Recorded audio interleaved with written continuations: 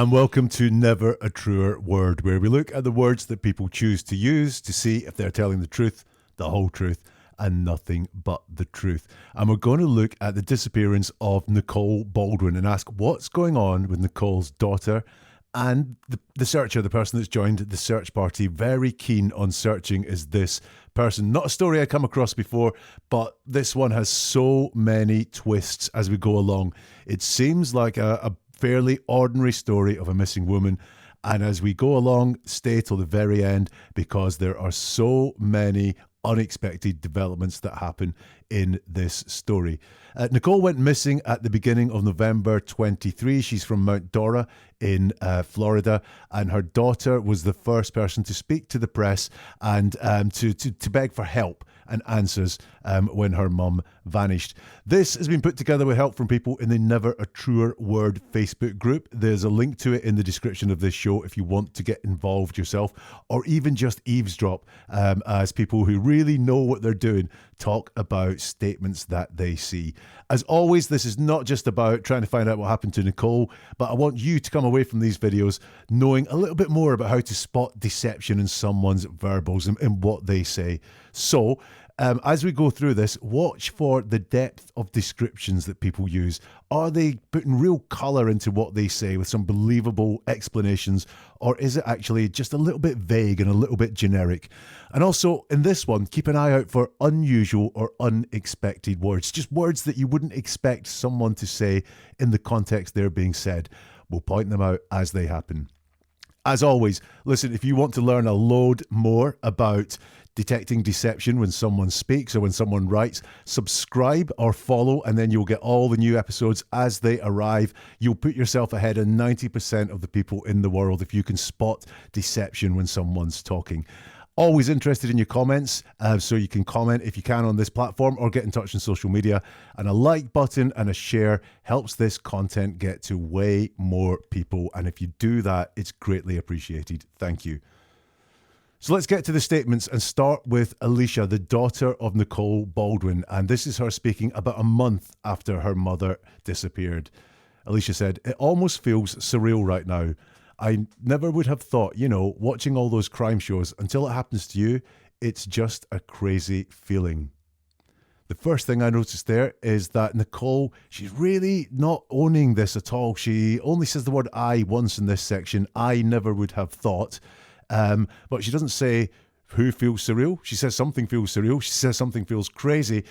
She doesn't even say she watched crime shows. In fact, really, what she does say is, I never would have thought watching all these crime shows until it happens to you. So that's not even Nicole talking there. That's her talking about how it happens to you, to me, to you.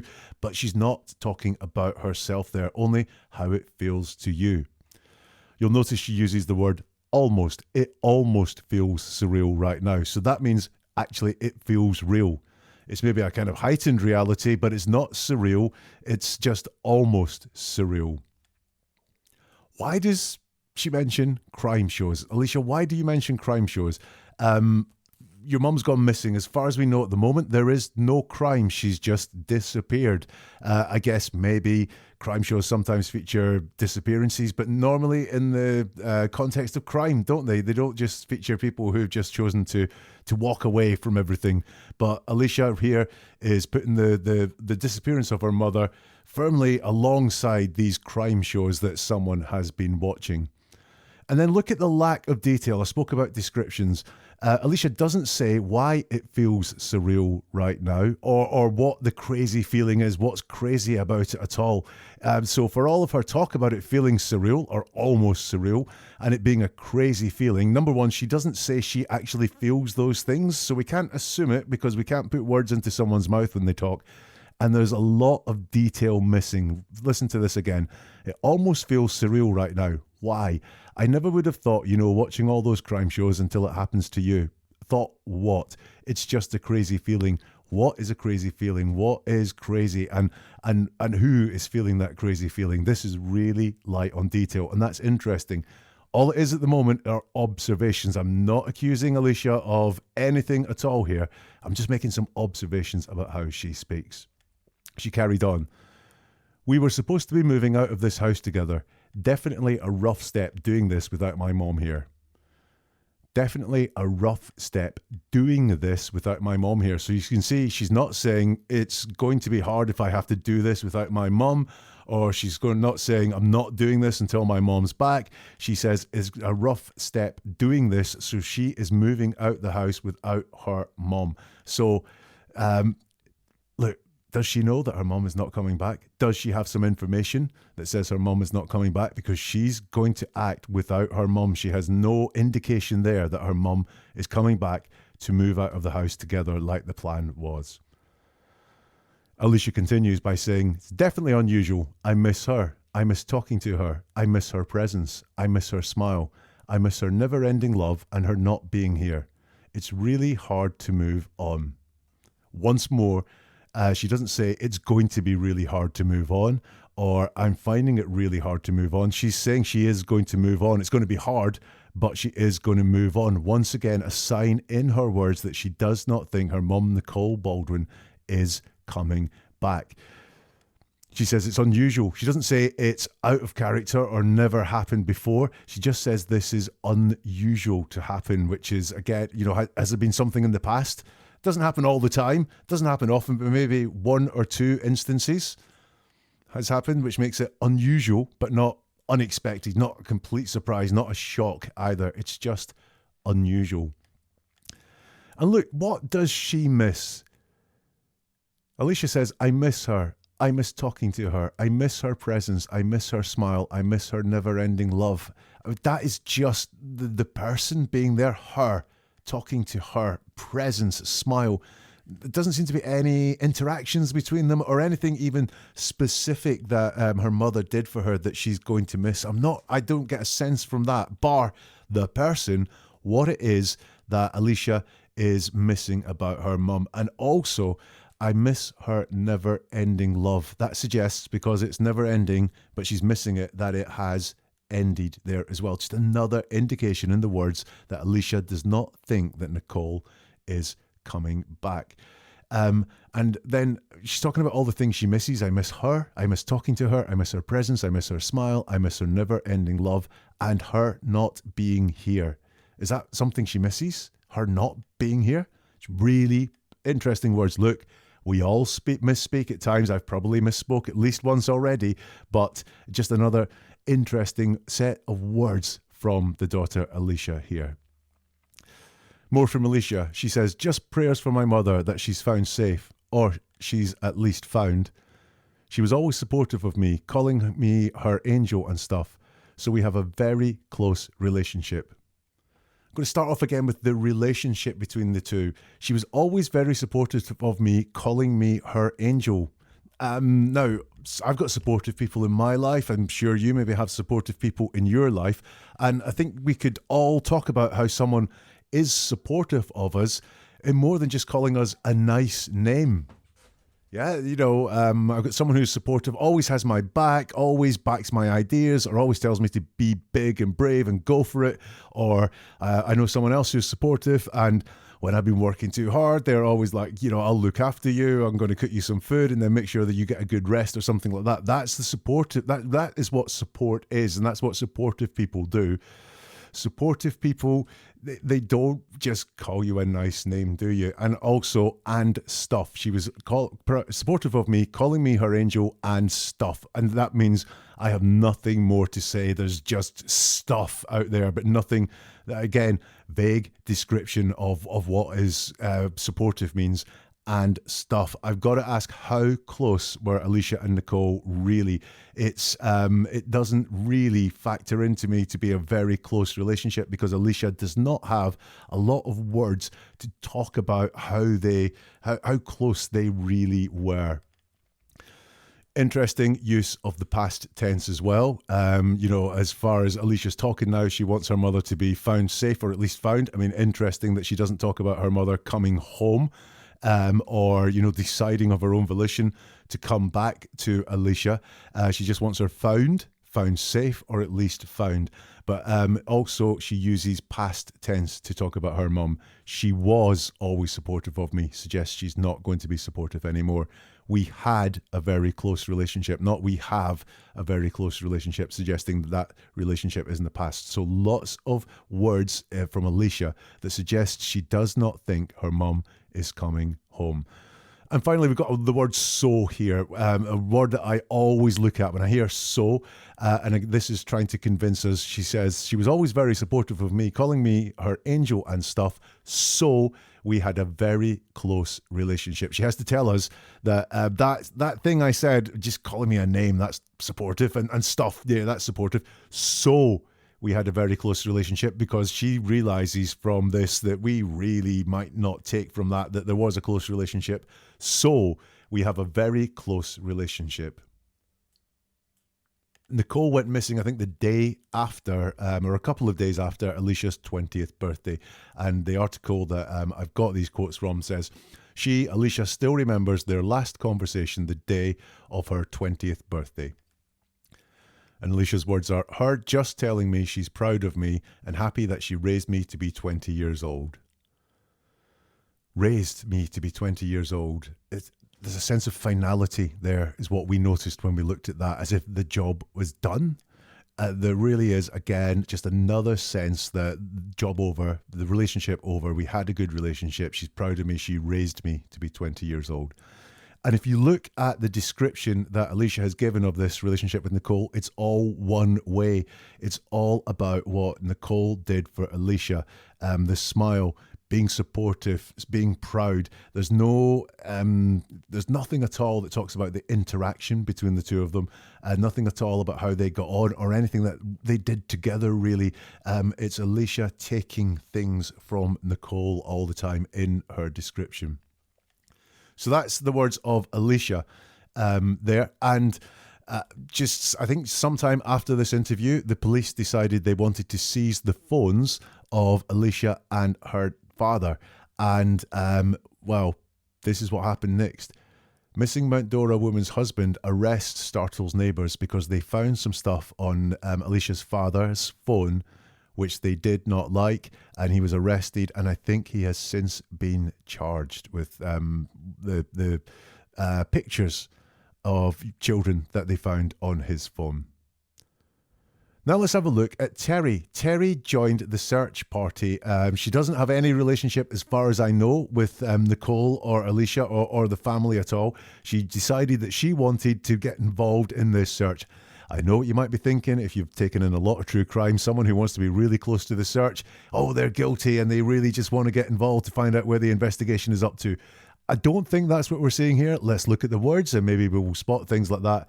But there is much more to Terri, I think, when we look at her words, than a good Samaritan. Terri, when being interviewed about the search and her involvement, she said, "It's hard. I just want to find her. I just want to bring her home. I want to give her kids that closure. I'm exhausted, but I'll keep going, looking until we find her." First thing I saw there was two uses of the words just. I just want to find her. I just want to bring her home. If you've watched anything that I've done or listened to anything I've done, the word just puts me on red alert for deception. And with the use of it in this case, I just want to find her. I just want to bring her home. There could be more going on. There could be more wants going on. But by saying just, then Terri is focusing us just to focus on these things that she's talking about and maybe ignore a larger picture that she doesn't want us to go anywhere near. Again, we have Terri talking about finding her and wanting to give the kids closure. Once again, just like with Alisha's words, there seems to be some finality here. Closure is what you get when someone's died or when someone's not coming back. You want it closed. You want to give people closure. You want to find out what's happened, etc., etc. And that is closure. So more words that suggest there's a knowledge that Nicole is not coming back. Terri talks about herself a lot here. Look at how often she says, I just want to find her. I just want to bring her home. I want to give her kids that closure. I'm exhausted, but I'll keep going. And it's only at the very end we find her. So and Terry's really talking about what she wants, not about what the family wants or anything like that. She's talking about what she wants and how she's feeling. But then it's until we find her. So there's going to be more than one person in Terri's mind that finds her. And again, look, it's not about Nicole coming home. There's no plea to Nicole. You might have noticed that as well with Alisha. There's no, Mom, if you're listening, everything's all right. Please come home. We're really worried about you. There's none of that. And there's none of that from Terri as well. Terri wants to find her twice. She wants to find her and she wants to bring her home. She doesn't want Nicole to come home. She wants Nicole to be brought home. I think, again, wording here that suggests that Nicole is gone. Terri explains why she got involved. My niece disappeared going on 8 months in a very similar situation out of Polk County, and her name was Tonya Whip. You know that feeling of helplessness, and I just wanted to help. Now I'm just really determined to find her. Again, you know that feeling of helplessness. My niece, anyone close to me, has not ever gone missing. I'm very blessed and lucky like that, so I don't know that feeling of helplessness. You know that feeling of helplessness. She's not quite talking about her own feeling of helplessness. 2 more uses of the word just. I just wanted to help. I'm just really determined to find her. And now look at the tense change around that. Terri said, I just wanted to help. So past tense. So the wants to help is in the past. Now I'm really determined to find her. So in her own words here, Terri is talking about a shift. When she joined, she wanted to help. And that's changed now to just being determined to find her. So I wonder if there's some knowledge that has been gained since she wanted to help, which was maybe bring Nicole home or find Nicole, persuade Nicole to come home. Now she's just determined to find her, which, as we've spoken about, is to suggest that Nicole is not going to come home of her own volition. So that's Terri Rogers, who joined the search party. And very, very recently, police raided Terri's home. They raided her home due to her involvement with the search for Nicole Baldwin. And here's Terri talking about that raid. As soon as I opened my door, they all just flooded in. I've not done anything wrong. All I've done was given my time and my emotions and my heart and soul for looking for Nicole. Here we go. I've not done anything wrong. And then she's telling us all the things she's done right. It's not enough just to say I haven't done anything wrong. All I've done was given my time, my emotions, my heart, and my soul looking for Nicole. This is a resume statement. This is when someone tells you what a great person they are, how much they've given out to others. Therefore, they can't possibly have done anything bad. This is something that people who do wrong quite often will do. Oh, you can't, I can't have done anything bad. I've got a first-class degree, and there's no way I could have stolen money. The two things don't go together. All I've done is given my time and my emotions and my heart and soul looking for Nicole. That is a red flag right there. I was interested in some word choice here. They flooded in, they stormed in, they broke in, ran in. Those would be the sort of things I would be expecting to hear. So why did Terri choose flooded around water to describe the police coming in? I've got a theory. And I wonder if water is high in her mind. I wonder if Nicole is around water, is what I'm saying. I wonder if she knows Nicole is around water. The concept is high in Terri's mind, which is why, as an analogy for people coming in to raid her apartment or her house, she has used the term flooded in. I've not done anything wrong. Statement in the negative. It's a denial. But as I've not done anything wrong. We've all done wrong things in our lives at times. I've not done anything wrong. It's not even I haven't done anything wrong here. Or it's, they'll find nothing because there's nothing to look for. It's I've not done anything wrong. It's a statement in the negative. I don't like that. Another red flag. They searched my phone, computer, old laptops, desktops of my deceased husband. They think I withheld information. Now, the after they searched my phone, computer, old laptops, desktops of my deceased husband, when she said they've searched my phone, she because she's thinking about what she's going to say next. So the police I think I think the phone is what's sensitive to Terri. I think that, that's the first thing that came to her head was they've searched my phone. And some other things, but the phone is sensitive to Terri. I don't know what's on it. I don't know if she just didn't want her phone searched to search their very personal things to people, but I think she's very sensitive to the fact that the police searched her phone. We've got more mention of a deceased husband here. I think this is a play to get sympathy. I've got a deceased husband. I couldn't possibly be involved again with someone that's deceased. And that, at the end there, they think I withheld information is not a denial. See that? It's not. They think I withheld information, but I've told absolutely everything I know. Now, there is no denial. She's telling us the accusation. They think I withheld information, but there is no denial. She's interviewed about this on TV, and the interviewer says to her, "You don't know where Nicole." Sorry, and the interviewer says to her, "You don't know where Nicole Baldwin is and what happened to her." And Terri says, "Absolutely not. I have been out there almost every single day." The word absolutely, huge red flag to me. Because if you don't know something, no, I don't know. That's it. I absolutely don't know. Well, you either know or you don't know. You can't absolutely don't know. So why is that word absolutely said? So often used in deception, absolutely. And why are you saying not just I don't know, but absolutely I don't know?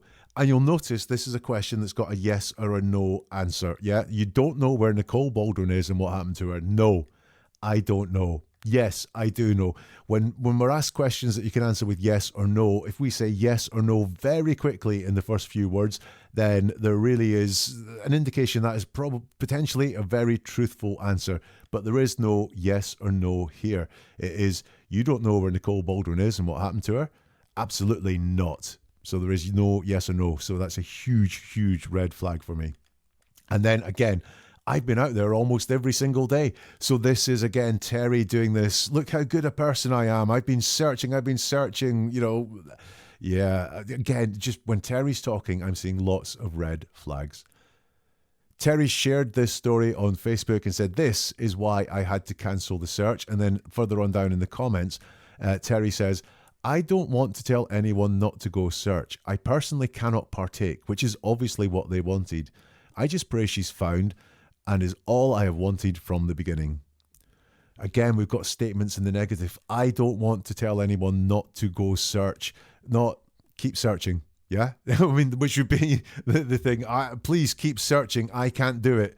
But it's I don't want to tell anyone not to go search. So the statements in the negative, which are showing where her focus is, I think, which is she does want to tell people don't get involved in this search. Yeah. Again, mention of she's found, not she comes home. I just pray that Nicole comes home. I just pray that Nicole is safe either. It's I just pray that she's found. And when she talks about the actions of the police, she uses obviously, which is a convincing word. Obviously what they wanted. It's not obvious to me that actually what they were looking for was withheld information, not to stop anyone searching. But you, Terri, are using the word obviously. Oh, it's obvious. Obviously that's what they wanted because Terri's telling me it's obvious. And if I don't see it's obvious, am I a bit dumb for not seeing this? Obviously is a convincing word. There's some manipulation going on here. Just know that getting involved could have the same thing happen to you. Would not wish this nightmare on any innocent person, says Terri on Facebook. So what have we got here? Getting involved could have the same thing happen to you. So this is not, getting involved is not the same thing as searching, is it? Not the same thing as trying to get Nicole found or trying to get Nicole to come home. Getting involved. What was it you were involved with, Terri? What do you think you were involved with? It's not just know that searching could have the same thing happen to you. It's getting involved. And again, we have a sort of non-denial. I would not wish this nightmare on any innocent person. So she doesn't say she's an innocent person in there. It's just, on any innocent person. She doesn't say this nightmare is on an innocent person right now. She just wouldn't wish it in the future on any innocent person. She doesn't deny anything there. She doesn't include herself explicitly in her words as an innocent person. And if someone doesn't say it, we can't assume that's what they mean. We have to listen for what they actually say. And that was where I was kind of finished until someone drew my attention to something else that the daughter Alisha said. So let's go back to Alisha. And this is something she said in an interview, I think was on the 4th of December, so about a month after Nicole disappeared. And she's talking about the phones. And Alisha says, they took my phone, my dad's phone, and I'm just putting it out there for my dad too. I'm speaking for him because it's kind of decapitating the family in a way. You know what I mean? They took my phone, my dad's phone, and I'm just putting it out there for my dad too. I'm speaking for him because it's kind of decapitating the family in a way. You know what I mean? There's a really strange word choice. Decapitating the family. Why she used that analogy? Have you got any thoughts on that? I'd love to hear from you on social media or in the comments down below. But I didn't like that at all. That is a red flag word choice from Alisha.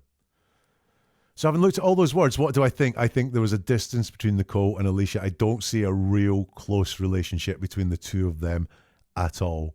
I think from Alisha's words, the fact she uses the past tense to refer to Nicole and the sense of finality elsewhere, I think Alisha is certain that Nicole is gone for good. Terri doesn't deny these accusations that are put to her. She doesn't put herself in with an innocent person. She talks about how nice she is. She's keen to play the good Samaritan and show us what a nice person she is.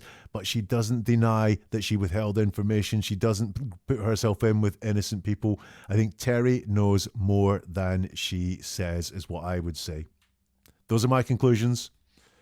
Remember the depth of descriptions. We saw it when we saw Alisha talking about the relationship with Nicole. There was just no depth to those descriptions. That's why I think they were not so close. She didn't have real deep words to describe the relationship that she had with her mum, and it was all one way. And as well, unusual or expected words like decapitating, wow, like flooded. Why were those words chosen as analogies for what was being said? Always keep an eye out for unusual or unexpected words. They can reveal a lot. And that's the story so far of Nicole Baldwin.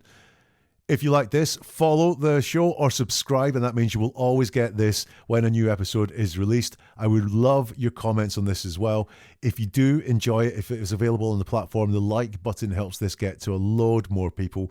And if you know someone that would be interested, maybe someone that's following this story, then please share this content as you can. If you go to Never a Truer Word, you'll find more podcasts, more videos. You'll find out how to connect on the socials. And if you want a deeper dive into the words that people say, you can also buy a couple of books which really let you get under the skin of the tales of verbal and written deception in people's word choices. And we'll see you soon for something new from Never a Truer Word.